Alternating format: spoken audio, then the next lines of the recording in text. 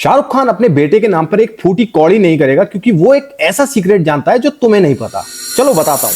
देखो, तुमने कभी भी किसी अमीर आदमी को डायरेक्टली अपनी प्रॉपर्टी अपने बच्चों के नाम पर करते हुए नहीं सुना होगा, क्योंकि वो ऐसा करते ही नहीं है। और आम आदमी जब बुढ़ा होता है तो वो सारी प्रॉपर्टी अपने बच्चों के नाम पर कर देता है, और अगर बच्चे गलत निकलते हैं तो उसकी सारी प्रॉपर्टी बेचकर खत्म कर देते हैं। तो अमीर इंसान क्या करेगा, वो एक ट्रस्ट बनाएगा और अपनी सारी प्रॉपर्टी को उस ट्रस्ट के नाम पे कर देगा और अपने बेटे को उस ट्रस्ट का बेनिफिशियरी बनाएगा। मतलब उसका बेटा प्रॉपर्टी का पूरा फायदा उठा सकता है, वहां रह सकता है, रेंट पर दे सकता है, बिजनेस के लिए यूज कर सकता है, लेकिन उसको बेच नहीं सकता।